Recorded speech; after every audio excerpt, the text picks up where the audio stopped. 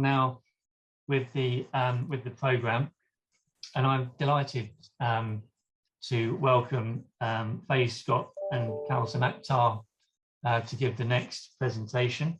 Fay is Senior Public Involvement Manager at NIHR. She's also the co-chair and founding member of the NIHR's Race Equality Public Action Group, and Kalsum is a public contributor. So I'm going to hand over now to Fay and Kalsum to give the next presentation. Thank you very much, Nick, and we're absolutely delighted to be here. Can everyone see my presentation? Wonderful. And I'm personally pleased to be presenting alongside my colleague Kalsum Akhtar, who will introduce herself in a little while. So we will be presenting together. So to kind of set the scene a little bit for this presentation, as Lynn has said at the beginning, the Race Equality Framework was produced by the NIHR Race Equality Public Action Group, of which I am a founder and co-chair. I co-chair alongside a public contributor. And the REPAG, as it's called, is a collaborative of public contributors, NIHR colleagues, and members of the academic and health communities.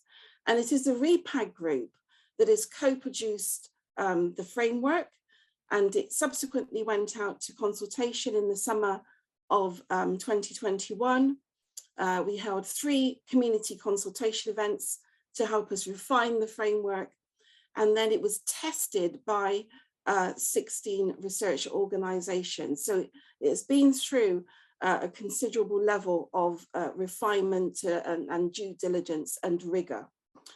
And so I think it's really important to kind of set that scene, that this is not a document that was produced by professionals sitting in a room somewhere and then going out to consult with the community. This has been co-produced from, it being an idea suggested by one of the public contributors within the REPAG to actually co-producing it from that idea stage into a piece of work that is now being rolled out nationally within various organizations. So why is this framework important? Well, a lot of colleagues here, really powerful and thought-provoking presentations that we've been hearing, and a lot of us have things to think about and digest. And what's being touched upon is the importance of collaboration. Collaboration is fundamentally what REPAG is there to do. It's there to collaborate in order to unpack some of the racial inequalities as they pertain to health and care research, and to put forward practical solutions for change. So that is the purpose of the group. And so that collaboration is very much the ethos. And it's the ethos of how we all want to partner and work with communities. But when we think about communities, although the Race Equality Framework is focused on race, we look at it in the round in terms of through a broad lens. So we mean diverse communities. We mean communities who have long-term health conditions. We mean communities who speak different languages. So it's right across the piece. Although this framework is focused on race, it has a read across to all of the broader protected characteristics. So that wider community insights and experiences, and of course, there's intersectionality. We don't speak through an homogeneous lens. We bring the richness of our culture and our lived experiences and our life experiences to the table when we engage within the workplace or outside of the workplace. And ultimately, this is about how we're going to start to change the culture of our institutions so that we start to see change and we start to see an environment that is truly inclusive, that is authentically inclusive, and responds respectfully to the communities that we are here to serve. And I think that's a challenge collectively, NIHR and all of the organizations that we are respectively involved in. That is a challenge, I think, for all of us. So there's a contextual background to this work, and in fact, DeepSea has touched upon some of the kind of the national imperatives. So we all know this. This is nothing new here that I'm reflecting back to you. We know statistically, and in fact there was a report that was produced when I came into the NIHR. I joined the NIHR in the height of lockdown in April 2020, and immediately I started to look at reports, and there was a report looking at the diversity of public contributors at that particular time, and 5% under the age of 25, 5% with Black and Asian and other ethnic backgrounds, and so on and so forth. So again, very clear work to do in that area. So underrepresentation in the public involvement community, overrepresentation in terms of health inequalities. Nothing new here. It's well documented. But also what we have against that kind of backdrop is a history of mistrust of research. And Kalsum will speak to some of that later on in the presentation. And of course, there are some national drivers here. We have the best research for health, best research for best health, the next chapter. We have, of course, Going the Extra Mile, which is currently being refreshed. Strategic priorities focused on race and disability, and obviously kind of looking at the wider NIHR priorities moving forward. And I think it's important in terms of my context setting to say, this framework sort of predated the arrival of the NIHR EDI team. So that's Esther Makuka, and then subsequently her team that she subsequently recruited. The framework is within the EDI strategy as a piece of work that needs to be embedded and the learning applied across the NIHR. So there are some conversations that are taking place currently about how that will play out in terms of both the kind of the funding arena, but also our kind of governance improvements that we want to see in the kind of the systems and cultural improvements that we want to see in the long term. I am not the head of EDI.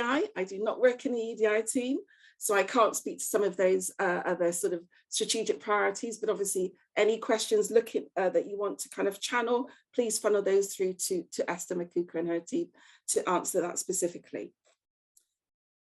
So there are some wider priorities here that we are mindful of in terms of the kind of contextual and national imperatives. And I'm now going to hand over to Kalsum to kind of set the scene from the public perspective. Kalsum. Thanks, Faye. My name's Kalsum Akhtar, and I'm a public contributor. I volunteered to take part in the consultation and engagement event, which was put on by REPAG in relation to the race equality framework. And I've then subsequently contributed to the Share and Learn event and meetings with partner organisations who are currently working with the race equality framework. And it's lovely to be here. I'll begin with a point about equality as the foundation. And I speak from a point of pain and discomfort, which is often exacerbated by ignorance or dismissal of issues relating to race. And as a starting point, I think the key is to recognise the impact of health inequities. There's no denying diversity brings together different perspectives, and it creates better experiences and generates better results. But the way we're going to achieve that is by listening and learning and working towards change, which does require true partnership from an authentic foundation. And race issues must not be an afterthought. I think this point was touched on just before, but should be part of the design from the outset, so that it's an integral part of the actual design. And the research, it must be informed by the needs of the participants and evaluated through the voices of ethnically diverse communities. I mentioned partnership a moment ago. Now, working with individuals and groups is about building a relationship. And part of this includes being humble and taking things on board, which sometimes may present challenges and may be difficult to hear, but having humility is key in this scenario. And also, of course, being empathetic is also vital. The race equality framework does give an opportunity to self-reflect and put into practice, a lot of these points. and it does encourage incorporation of these diverse perspectives. I'm going to now move on to sort of talking about voice and why that matters. Now, as a public contributor, I have a voice that matters, that is heard, respected, and valued. And I think during my work as a public contributor with REPAG, I have felt this, this has happened. And that's why it means that I'm now, sort of happy to be involved in subsequent works. I'm more than just a number, and there's more facets to an individual. Now, I'm visually impaired. I'm an Asian female, and I see differently. But my experience of my sight loss may be completely different to another individual with the same eye condition as me. But my sight loss journey is extremely personal to me. And what I see from my eyes is what I see. I can certainly describe and articulate how I see things so that others can understand my viewpoint. But this viewpoint is further informed by my race and cultural issues, gender, socioeconomic factors, etc. But however, race affects us all, and that's why it can't be ignored. Now, historically, research participants have often felt exploited, which can cause trauma. And sometimes some people have also mentioned about having their human rights violated. But participants have been subjects of research, but yet have never benefited. And research is done to these groups rather than with these groups, which brings me back to my earlier point of partnership and building that relationship and having clear goals and outcomes which demonstrate the mutual benefits of that research. I think there's often a will to take part in research, and often that will is about helping others. And providing equal access and opportunities by removing barriers can ensure that all voices matter, which will result in greater advancements. And greater representation to counter stereotypes is a positive step forward, because challenging and changing inherent biases and removing these barriers, it allows us to work towards equal opportunities. And that's why it's vital that we challenge and reflect on policies to enable equity. And often this idea that policies are done to us, not for us, or in partnership with us. And policies and procedures must be created with equity in mind. Cultural change begins with a will to hear, feel, and do differently. And change comes from connecting to issues that matter to people, being motivated to take these positive changes, and often being bold to navigate unknown terrain, and also being unapologetic for our focus on making the change that matters. And not having to sort of justify your time on working on these matters, equality and diversity and inclusion should be an integral part of your work. And change is about looking out from a cultural worldview and not through the prisms of our own lenses. And just a final point about the race equality framework. It's more than just an assessment tool, because it gives a voice to all, and it helps us to understand that we must all listen to all. Thank you. I'll refer back to Fay now. Thank you very much, Kalsum. So there are some benefits to undertaking the framework, and I'm not going to go through all of them, but I think it's worthwhile touching on some of them. It is action focused. When we held the community consultation events, and you'll hear more, I'm sure, from Kalsum during the Q&A, one of the kind of key messages that came through very strongly from the participants was, we're not into tokenism. Do not waste our time. We want to see meaningful, tangible organizational change. We'll be with you, but we want to see the evidence. So very, very clear that it had to be outcome and action focused. As mentioned, it has legitimacy because it is grounded in the experiences of public members, and they are the driving force behind it. And it's been developed with rigor and due diligence. But more than that, it has applicability, because if we get it right for race, everyone benefits. There's a ripple effect. We understand, we can see through a broader cultural lens. We are sensitive and more nuanced to the experiences of people who have other protected characteristics. And Kalsum's touched upon her own experience of having a visual impairment. It makes us more sensitive and understanding and empathetic to those needs. And it has subject matter applicability. So it can be applied across different workplace contexts, and there is something useful that can be utilized from the learning of going through the self-assessment process. So let's touch upon now just an example of the, I've taken one of each of those questions in the 5 domains. So there are 5 domains within the framework, 50 self-evaluation questions in total. So individual responsibility. And I note from my colleagues about the, Julian and Sarah touched upon their sort of nervousness of the word ally. And we've had quite a lot of conversations about allyship within the REPAG group, and also within, in November, REPAG hosted an allyship event within the NIHR for NIHR staff. So it's called Allyship in Action.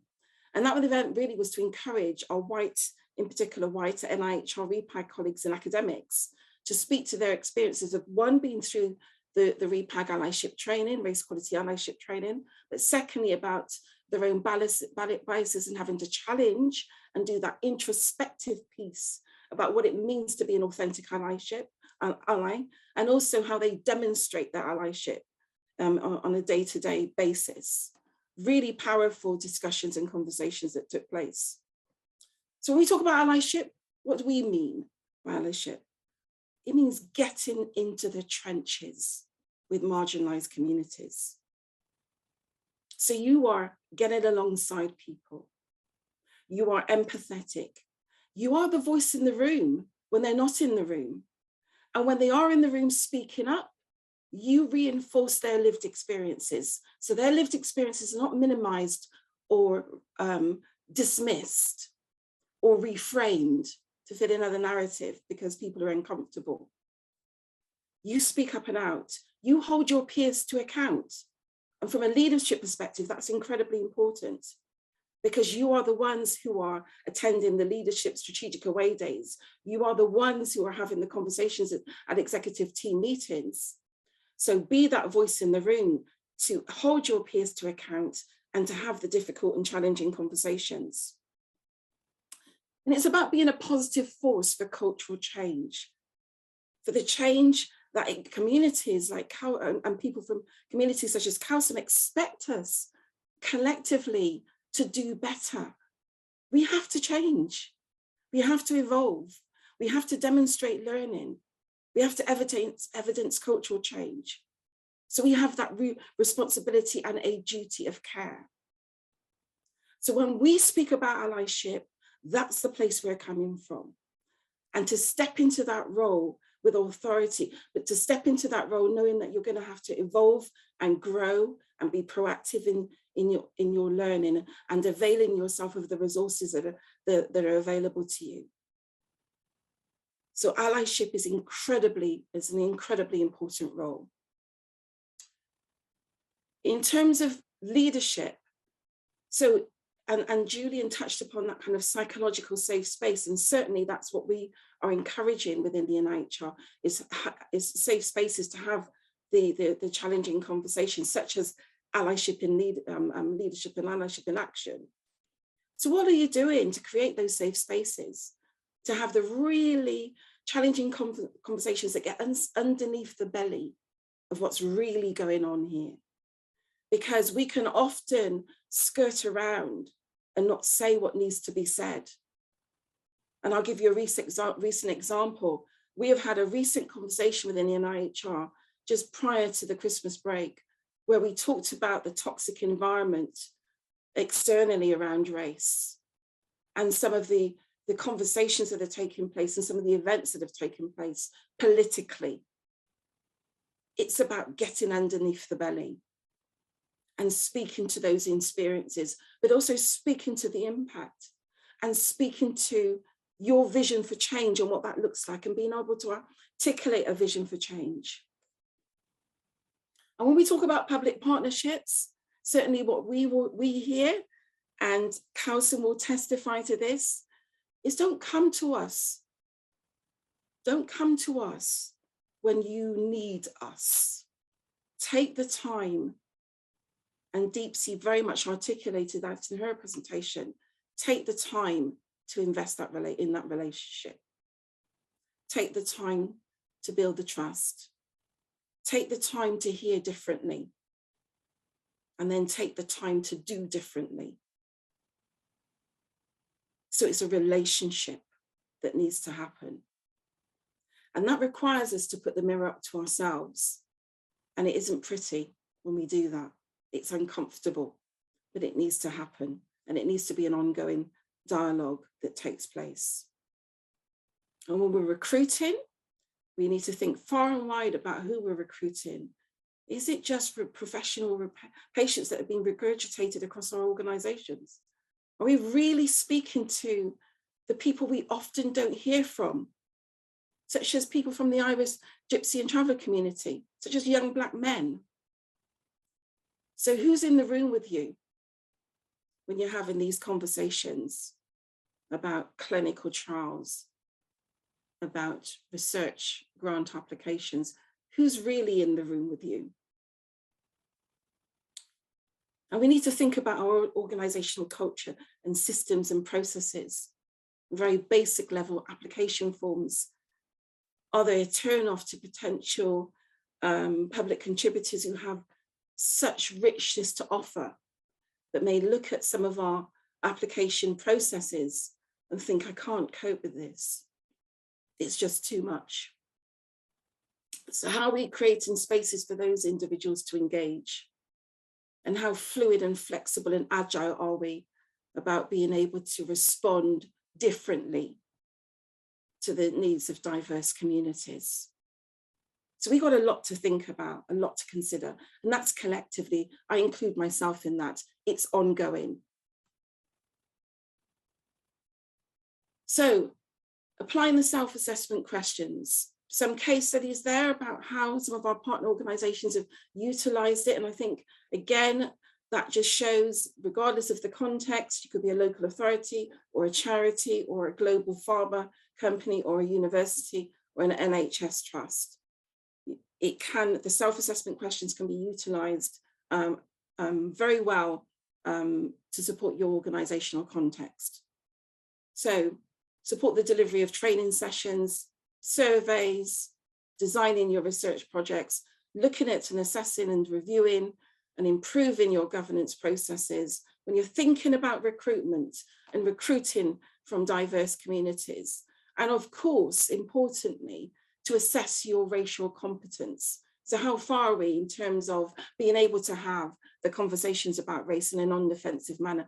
How far have we got to in terms of really looking at unconscious bias and looking at and assessing the kind of the impact of microaggression and everyday racism, and how this is played out in an organizational context, and what actions are we taking as a result? So really utilizing those self-assessment questions in a way that meets your organizational specific needs. Now, making it work, and this has been echoed in a lot of the presentations, the importance of leadership. So leadership, not only in terms of creating the psychological safe spaces, ensuring there are adequate resources, having that kind of maintained focus so the work is sustained over the long period of time, but also the championing, the accountability piece, the organization learning development that needs to happen, and the execution in terms of the strategy, and from strategy to delivery. So that leadership piece is absolutely critical in this work. So having that executive sponsor or sponsors and senior allies, across the organisation that can be champions for this work is really, really critical. And we've touched upon allyship and the patient partnership model, that is that collaboration, that's equal partnership, which understands that we do not have all the answers, that we need to humble ourselves and be receptive to hearing difficult messages, but also reflective enough to think about creative solutions for change and open-minded to doing things differently. And that diligence as well. And here is an example of Keel on the back of the work that we've done on the framework in the draft phrases, was motivated to identify funding to recruit a race equality ambassador who's now permanent in post, I'm pleased to say. So that was interim funding, but now that role has become permanent. So it can be done. It can be done. And importantly, and this again has been touched upon, that we don't just recruit people and then leave them and burden them with a role. You create that infrastructure of support around them. Incredibly important. Some of the early adopters, sorry, I'm not sure what happened to the text here, but some of the partner organisations and early adopters. But I want to get on to the kind of further ambitions. So for those of you who are within organisations who are not a partner organisation, we'd like you to join us. We'd like you to partner and be part of the network that we are building to take forward this work to truly embed race equality and race equity within organisations. So we are looking for organisations to sign up, and there are benefits to signing up as a partner. So you will be able to access support and be part of a kind of a wider network of organisations who the organisational context may be different, but there is a collective goal. How do we affect positive organisational change in this area? And so that kind of peer learning model is something that we want to build upon. So we will be hosting a community of practice network in a couple of months, and we would welcome new partners to join us who are serious about this work. It requires serious leadership and commitment. And so that can't be emphasized. The importance of building that team and that collective spirit to drive change is what we all want to see. So thank you for listening. I'm not sure where we are in terms of time. Hopefully we've got time for Q&As. We have. And I'm going to kind of just hand over to anybody who wants to ask us any questions.